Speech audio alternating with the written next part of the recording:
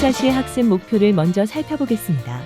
첫째, 서비스의 역할과 필요성을 설명할 수 있다. 둘째, 클러스터 IP, 노드 포트, 로드 밸런서의 차이를 구분할 수 있다. 셋째, 서비스 야무를 작성하여 팟에 접근할 수 있다. 넷째, 서비스 디스커버리의 개념을 이해할 수 있다. 안녕하세요. 클라우드 기반 AI 모델 배포 과정의 4차 시를 시작하도록 하겠습니다.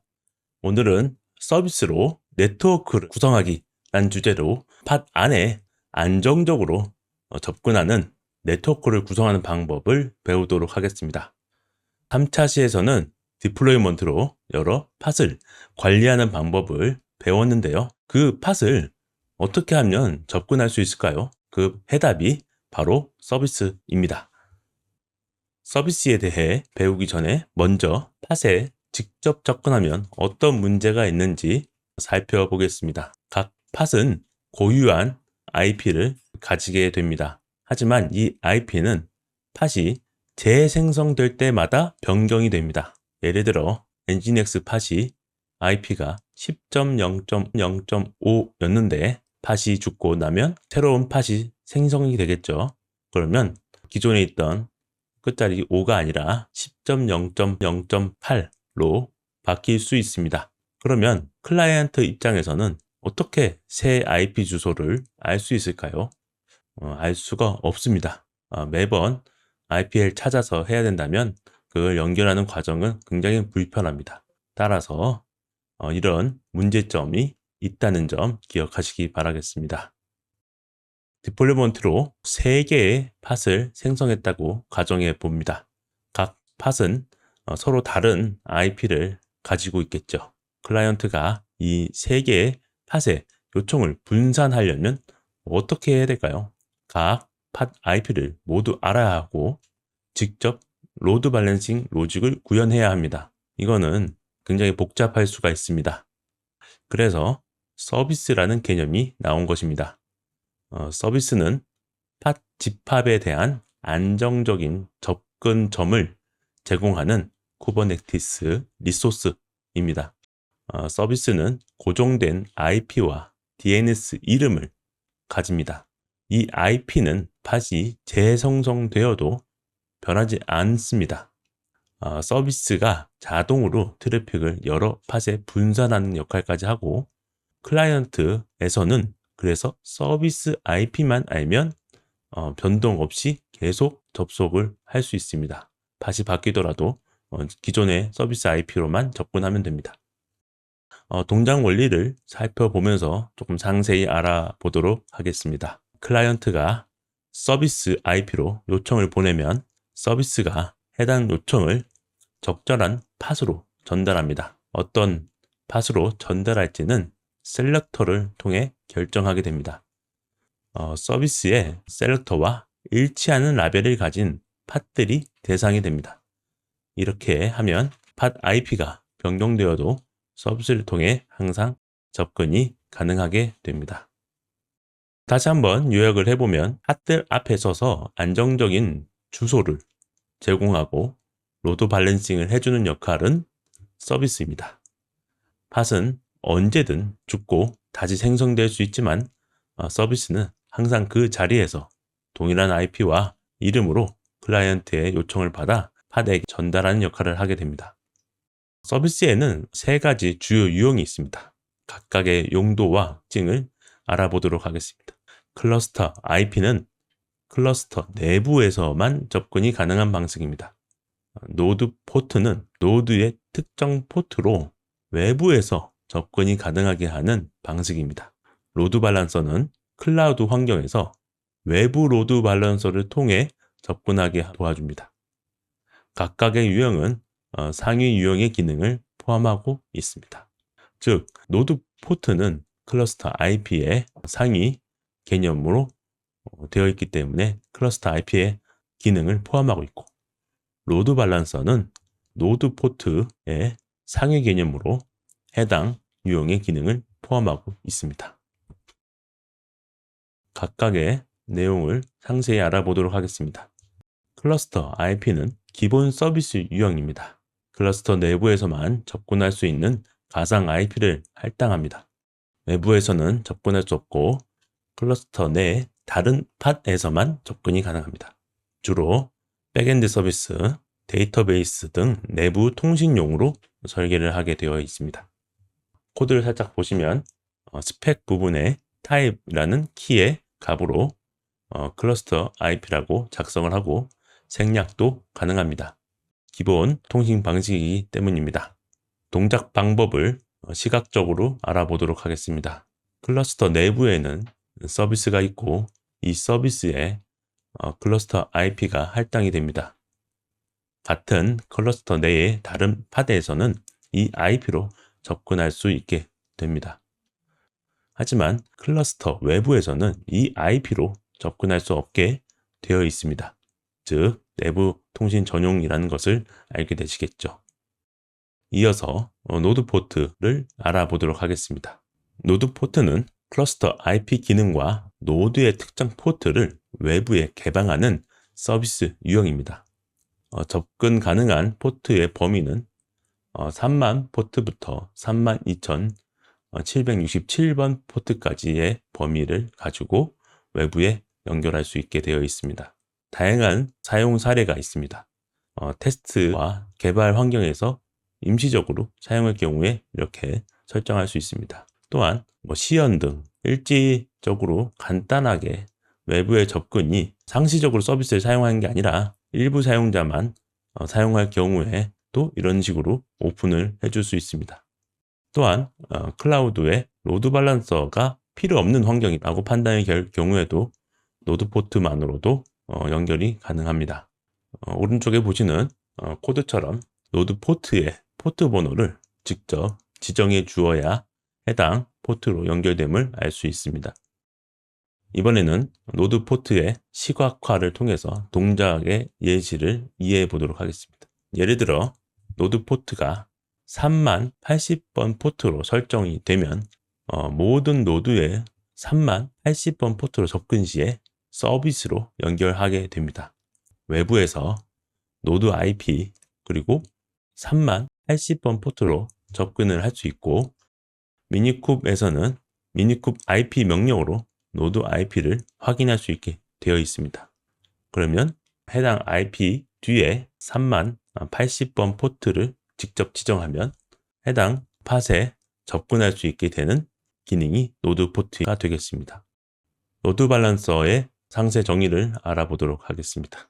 보통 클라우드 환경에서 외부 로드 밸런서를 자동으로 프로비저닝 하게 되어 있습니다. AWS에서도 엘라스틱 로드 밸런서, GCP, 구글 클라우드 플랫폼에서도 클라우드 로드 밸런서 등이 자동으로 생성이 됩니다. 외부에서 접근 가능한 공인 IP가 할당이 되고 풀업성 환경을 위해서 많이 사용되는 유형입니다. 외부에 공개되는 API로서 소스코드 YAML 파일 보면 스펙에 로드 밸런서라고 명시를 해주어야 함을 확인할 수 있습니다. 시각화를 통해서 상세히 알아보도록 하겠습니다. 클러스터 외부에 클라우드 로드 밸런서가 있는 것을 보실 수 있게 됩니다. 공인 IP가 할당되고 사용자는 이 공인 IP로 서비스에 접근하게 됩니다. 로드 밸런서가 트래픽을 노드에 전달하고 노드 내 서비스가 다시 적절한 팟으로 전달하는 방식으로 통신이 이루어지게 되겠습니다. 미니쿱에서는 미니쿱 터널이라는 명령으로 로드 밸런서를 간단히 시뮬레이팅 할 수 있는 기능이 학습용으로 만들어져 있습니다. 이어서 세 가지 서비스 유형을 비교해 보도록 하겠습니다. 내부 전용인 클러스터 IP, 노드 포트 기능으로 외부에서 개발과 테스트를 목적으로 접근하는 방식, 로드 밸런서를 프로덕션 레벨의 웹 서비스를 제공하기 위한 방식, 다양한 용도와 환경, 그 다음에 내부 외부 접근의 차이가 있습니다. 상황에 맞춰서 적절한 유형을 선택하는 전략이 필요하겠습니다. 앞서 간단히 서비스 YAML 기본 구조를 보았지만 각 항목에 대한 필수 필드를 확인해 보도록 하겠습니다. 기본 구조로서 API 버전에 대한 명시가 필요하고 카인드를 통해서 리소스의 종류를 작성한 다음에 이름과 유형을 작성하게 되겠습니다. 또한 셀렉터를 통해서 대상 팟을 선택함으로써 하위에 어떤 포트로 트래픽을 전달해 주어야 하는지 셀렉터를 통해서 명확하게 알 수 있게 되겠습니다. 또한 포트 매핑을 통해서 포트와 타겟 포트를 지정하게 되겠습니다. 셀렉터 필드를 좀 자세히 보도록 하겠습니다. 셀렉터 필드는 서비스가 트래픽을 전달할 팟에 선택할 기준이 되겠습니다. 다양한 팟들이 실행되고 있을 때 어떠한 라벨로 이름이 지어진 팟을 선택을 해야 될지 확인을 해야 되는 상황이 벌어집니다. 따라서 정확한 라벨 관리가 필요하고 일치된 라벨을 갖고 있는 서비스가 데이터 전달을 하는 대상이 되니 주의하셔야 합니다. 포트 필드에 대해서도 자세히 알아보도록 하겠습니다. 포트 필드는 포트와 타겟 포트, 프로토콜이라는 필드로 이렇게 상세적으로 디파인이 되어 있습니다. 서비스의 포트가 포트이고 타겟 포트는 팟의 포트를 이야기하는 것입니다. 또한 프로토콜은 기본적으로 TCP가 되어 있지만 용도에 따라서 UDP도 선택은 가능합니다. 따라서 클라이언트가 80번 포트로 접근하면 서비스에서 80번 포트를 열어놨기 때문에 80번 포트로 접근이 가능하고 서비스에서는 해당 80번 포트로 들어온 요청을 팟으로 전달할 때는 8080 포트로 바꿔서 타겟 포트에 명시된 이름으로 바꿔서 요청을 전달하게 되겠습니다. 이제는 클러스터 IP 서비스의 예시를 전체 파일로 한번 보도록 하겠습니다. 보시는 것처럼 타입을 생략하거나 클러스터 IP로 지정이 가능하고 셀렉터를 통해 앱의 라벨을 가진 팟이 nginx-in 팟만 선택하도록 되어 있습니다. 포트 번호도 80번에서 받아서 실제 80번 포트로 서빙하는 팟의 어플리케이션으로 전달하는 매핑을 설명되어 있습니다. 이것은 내부에서만 소통하기 때문에 외부에서는 접근 가능하지 않다는 점을 다시 한번 확인하시기 바랍니다. 노드 포트 서비스의 전체 예시입니다. 외부에서 노드 IP로 특정 포트로 3만 80번 포트로 접근하면 타겟 포트에서 실제로 서비싱하고 있는 80번 포트로 접근하게 됩니다. 이런 방법을 통해 우리가 개발이나 테스트의 용도로 접근할 수 있다는 점을 이해해 주시기 바라겠습니다. 타입을 노드 포트로 변경하는 것 외에는 클러스터 IP 서비스 예시와 거의 유사합니다. 로드 밸런서 서비스의 예시입니다.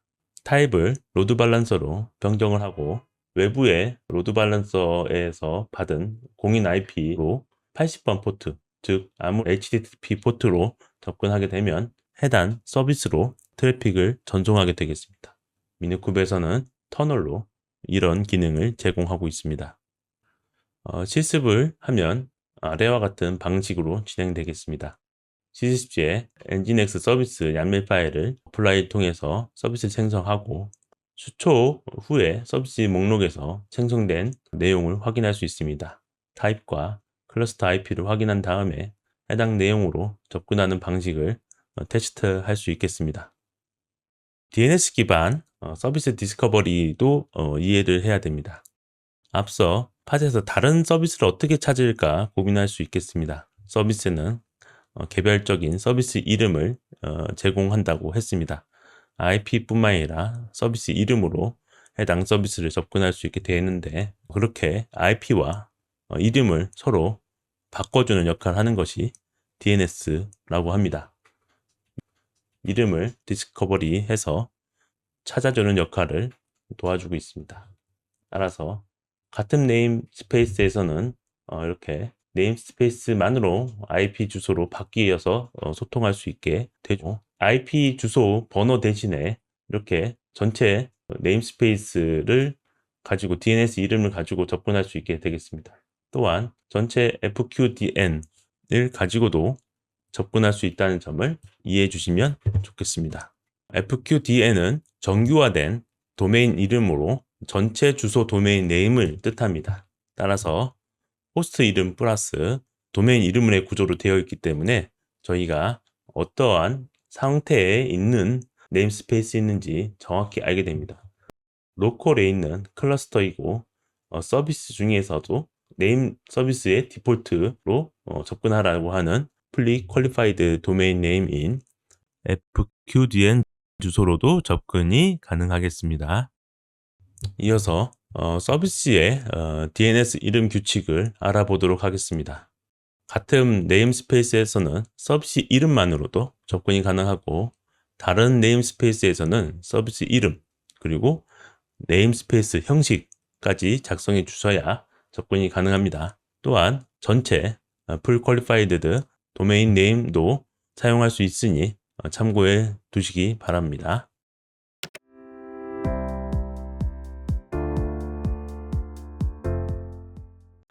이제 실습을 시작해 보도록 하겠습니다.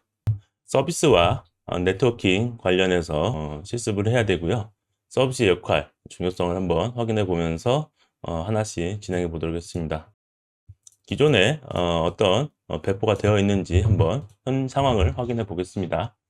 컨트롤 get 디플로이먼트 명령을 통해서 시작하겠습니다. 지난번에 했던 엔진엑스 디플로이먼트가 3개가 있는데요. 지금 처음부터 시작을 해야 되니까 우선 지우고 시작하겠습니다.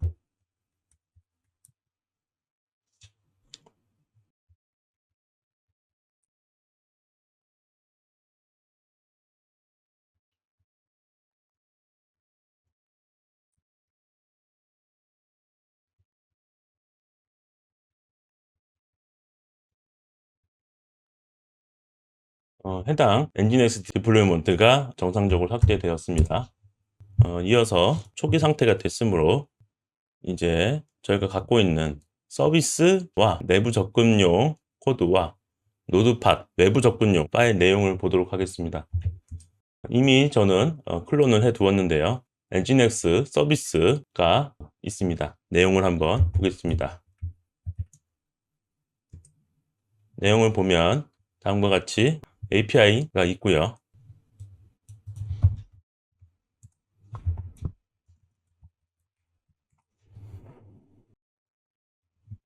보면 실습 4의 코드를 보면 아래와 같이 파일들이 있습니다. 엔진엑스 서비스란 이름으로 정의되어 있는 야멜 파일을 먼저 보면 서비스 종류로 등록되어 있음을 볼 수 있고 셀렉터의 앱 이름이 엔진엑스에 라벨이 되어 있는 것, 그 다음에 타입은 클러스터 IP로 되어 있는 것을 확인할 수 있습니다. 프로토콜은 TCP고요. 두 번째로 외부 통신을 위해서 노드 포트 방식으로 되어 있는 것을 보도록 하겠습니다. 노드 포트를 설정한 메타 데이터 이름을 설정한 것은 노드 포트로 되어 있고요. 셀렉터는 똑같이 엔진엑스로 되어 있지만 스펙의 타입에는 노드 포트를 기록해 주고 타겟 포트, 그다음에 노드 포트 포트 번호를 정의되어 있습니다. 한번 실행을 하면서 각각의 내용을 확인해 보겠습니다.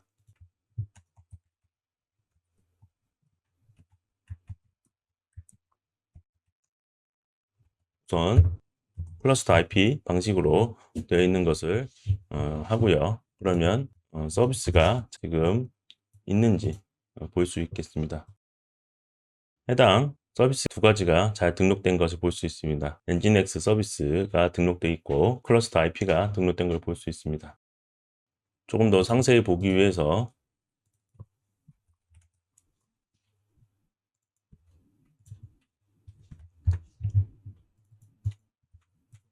쿱 디스크립트 서비스 엔진엑스 서비스라는 명령을 통해서 상세히 보도록 하겠습니다. 라벨 없고 셀렉터가 엔진엑스가 되어 있는 게 보이고요. IP가 이렇게 선정된 것을 볼 수 있습니다.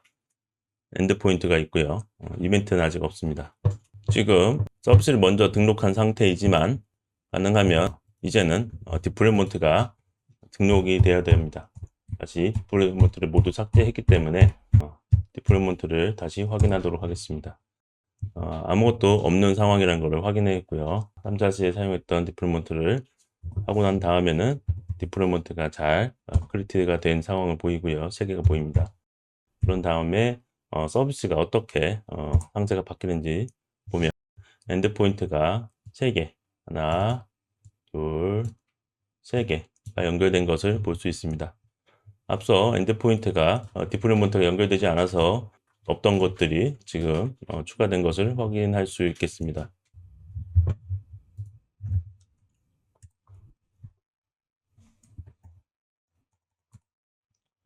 자, 이렇게 디플로이먼트를 이렇게 이벤트를 통해서 볼 수도 있겠지만 각각의 디플로이먼트 아이디별 상태, 그다음에 IP를 확인해 보는 방법도 있습니다. 옵션 와이드라는 옵션을 통해서 상세한 목록을 볼 수 있습니다.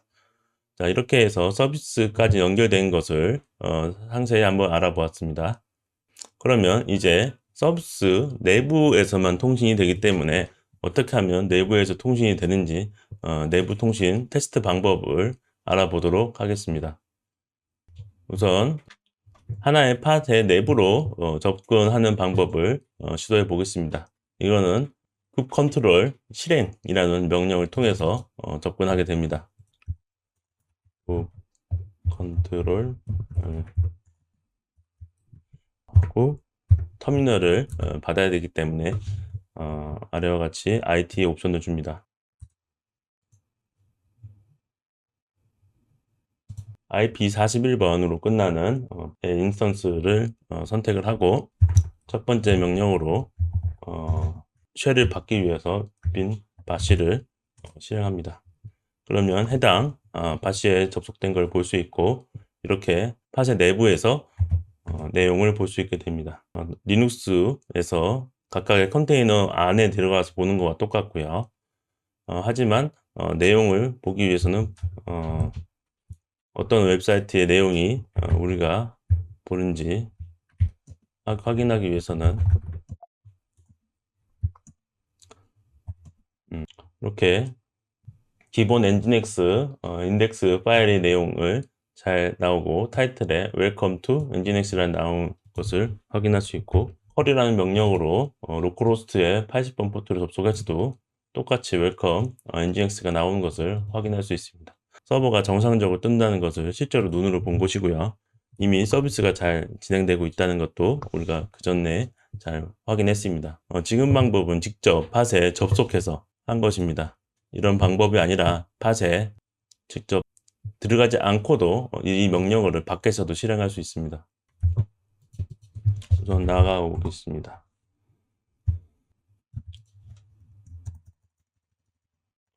바로 빈 바스를 실행한 게 아니라 쉘의 옆에 커맨드 인라인을 이렇게 추가하게 되면 접속하자마자 결과를 출력하게 됩니다. 그러면 한 줄로 우리가 들어간 것처럼 결과를 출력해주고 해당 명령어가 끝나면 프로그램이 끝나게 되는 것이 됩니다. 그래서 간편하게 테스트할 수 있다는 점 이해해 주시면 좋겠습니다. 자, 그러면 이제 내부에서 접근되게 하기 위해서는 우리가 서비스 네임 이름으로 DNS로 되어 있는 것으로 접근을 가능한지 테스트해 보면 되겠습니다. 상세 서비스의 내용을 보면 네임은 엔진엑스 서비스이고 IP는 10점대이기 때문에 원래 접속이 안 됩니다. 그래서 하나에 들어간 다음에 우리가 컬로 로컬호스트 이 접속한 지금 끝에 SD로 끝나는 41번 IP로 원래 아까 끝나는 거였는데요. 이게 아니라 서비스를 통해서 접속할 수 있는지 도메인 네임 이름으로 HTTP 80번 포트로 해야 되고 엔진엑스 서비스 이름과 DNS 이름이 동일하다고 얘기 말씀드렸습니다. 세 개 중에 하나가 응답을 주는지 확인해 보겠습니다. 똑같이 DNS 이름으로 접근했는데도 불구하고 Welcome to 엔진엑스가 잘 나오는 것을 확인했습니다. 지금은 어떤 게 정확하게 나오는지 모릅니다. 팟 3개 중에 하나가 응답을 준 것이죠. 이렇게 정상적으로 DNS 이름으로 확인하는 걸 확인했고 DNS 디스커버리가 정상적으로 동작된다는 걸 확인했습니다. 이 방법 말고는 외부의 IP가 접근할 수 있는 대역이 아니기 때문에 접근은 어렵습니다. 다음은 노드포트 방식으로 외부에서도 이런 같은 명령어를 통해서 접근이 가능한지 확인해 보도록 하겠습니다.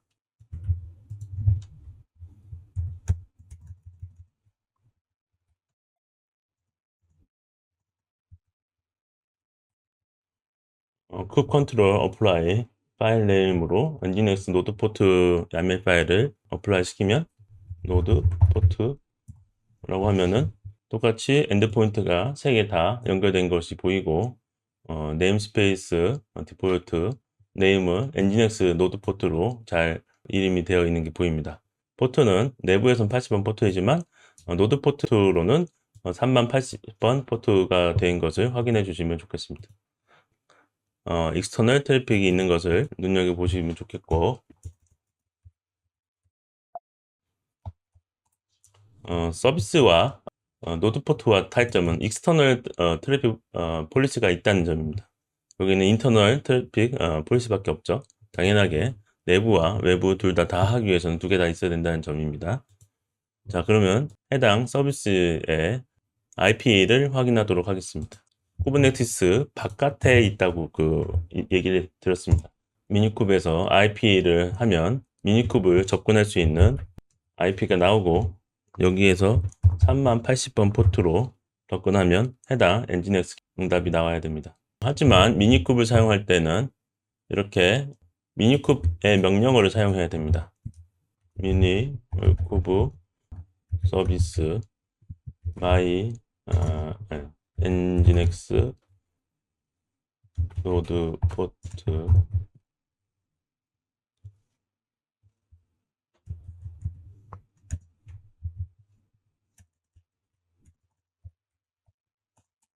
그러면 보시는 것처럼 터미널을 시작 조인거에 보이고 접속할 수 있는 원래 내부 IP를 로컬 호스트 12.0.0.1로 접속할 수 있는 주소를 돌려주게 됩니다.